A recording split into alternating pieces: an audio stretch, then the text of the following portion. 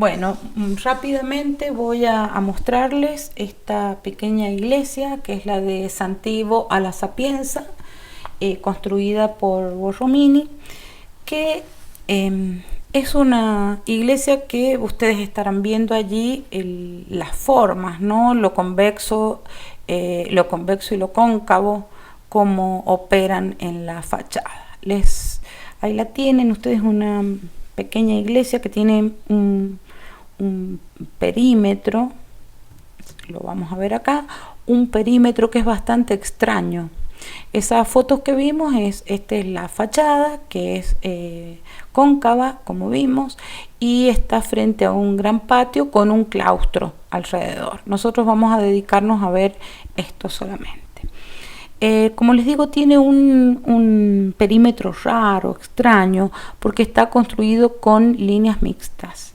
Líneas mixtas que, fíjense, hay curva, recta, recta, curva, pero en el otro sentido, recta, recta, curva hacia afuera, curva hacia adentro. Es decir, que es muy extravagante, les diré, ¿no? Estas líneas mixtas van restringiéndose cada vez más hasta llegar a la cúpula.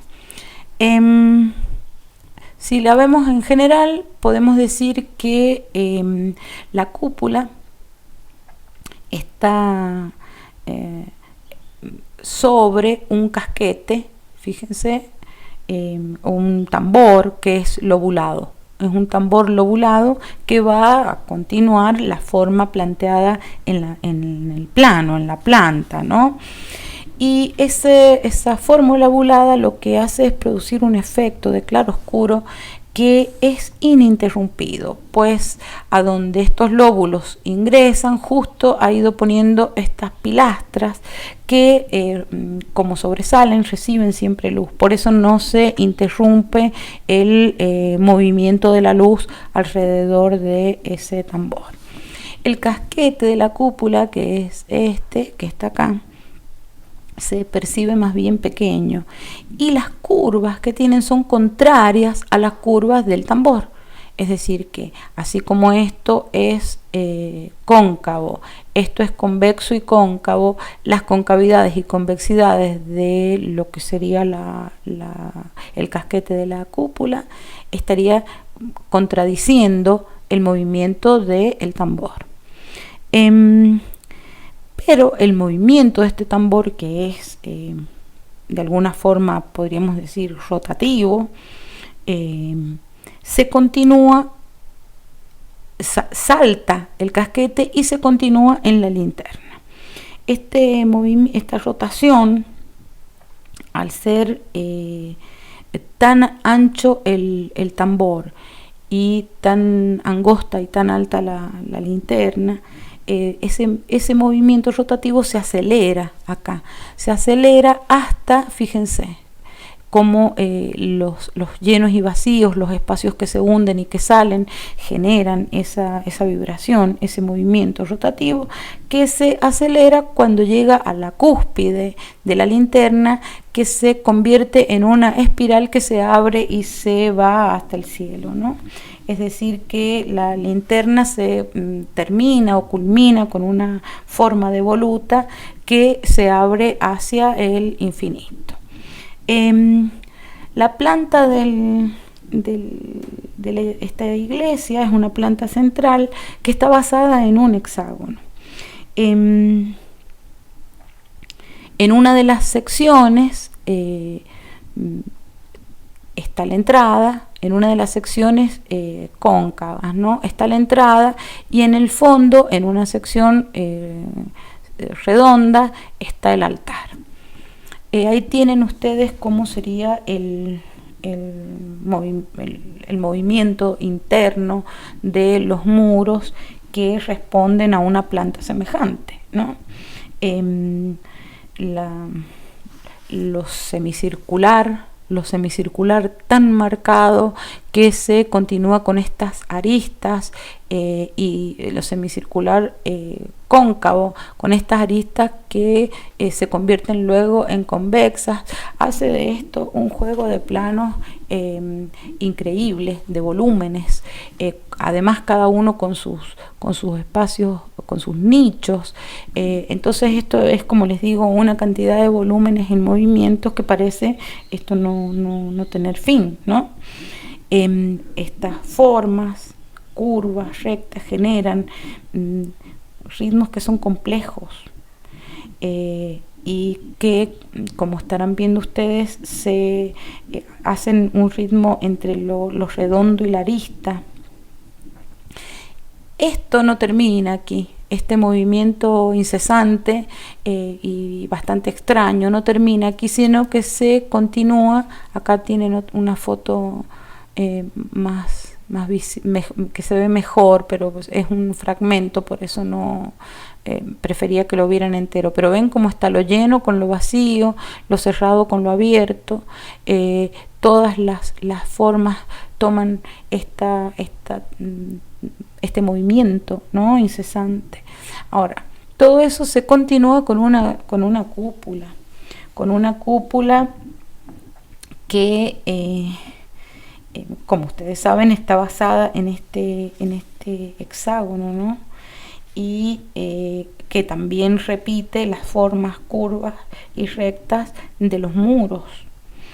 Y entonces se generan estos gajos. Esta tiene como gajos que son convexos y cóncavos. Entonces hace un juego, una alternancia, una ondulación muy marcada por estos nervios que son los estructurales y que llevan a la linterna, nervios que nacen como si fuesen pilares, pero que se curvan hacia arriba, ¿no?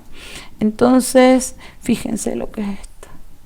Fíjense el movimiento tremendo que eso tiene. Entonces genera un espacio de alguna manera discordante. Además que tiene estas cantidades de luces por este lucernario que tiene allí y por la linterna que dinamiza aún más este espacio que parece no cesar nunca de moverse. Ahí la tienen más de lejos para que vean la magnificencia de una iglesia tan pequeña, ¿no? Tan pequeña y tan poderosa. Ese poder está dado por el gran peso que tienen los pilares, que son muy grandes, son casi descomunales en relación con el pequeño espacio que hay adentro, y con el movimiento de la cúpula que responde o que es el mismo proyectado hacia arriba que el de la planta. Ahora fíjense bien, hay una curva que es semicircular directamente, le sigue una recta y es cóncava. Le sigue una recta y ahí le sigue un arco que es convexo. Le sigue otra recta y viene ahí otra concavidad. Pero fíjense que en los opuestos a una concavidad le corresponde otra concavidad. Entonces ese juego dinamiza tremendamente la forma, y ya sabemos, porque hemos visto construcciones, edificios, baptisterios, iglesias que son de planta central, que lo que hacen es reconcentrar la estructura y aquietarla. Las formas estáticas se resuelven perfectamente en una planta central. Pues bien, Borromini hace lo contrario, es decir, toma una planta central y por la forma en que lo estructura, por el juego de los planos que se mueven en continuo, pero en todas las direcciones posibles, no solo en el piso y en las paredes, sino también en el techo, digamos, exalta el movimiento y dinamiza el espacio, a diferencia de lo que hemos visto, como les decía, en plantas centrales. Ahora, además esto tiene una ornamentación que, como verán, es una ornamentación también diseñada por él, que está conformada por querubines y por formas geométricas. Las formas geométricas ustedes verán que son estrellas, y los querubines son bastante simples, ¿no? Es decir, que la ornamentación no tiene exaltaciones de otro tipo que no sean puramente geométricas y arquitectónicas. Me refiero a que no agrega dorados, ni colores, ni piedras de colores que alteren el espectáculo. ¿Qué clase de espectáculo? Y bueno, este es un espectáculo formal puro. No es un espectáculo de luz y de color y de dimensiones enormes, sino de masas que se mueven en el espacio. Hay que saber que Borromini, trabajando para estas órdenes religiosas ascéticas o de tendencia ascética, eran órdenes religiosas que tenían menos recursos económicos que la curia pontificia. Por lo tanto, los materiales eran de menor calidad, no había disponibilidad para todo el mármol de colores y el oro que se necesitan para, por ejemplo, San Pedro. Y entonces él tuvo que adaptar las cuestiones prácticas a las cuestiones económicas, y a la vez de la fe a la que respondían las órdenes a las que trabajaba, para resolver estas cuestiones que hemos visto, este instrumento que era el arte para para convocar, para atraer y para convencer a la cristiandad. Eso tenía para comentarles de Borromini.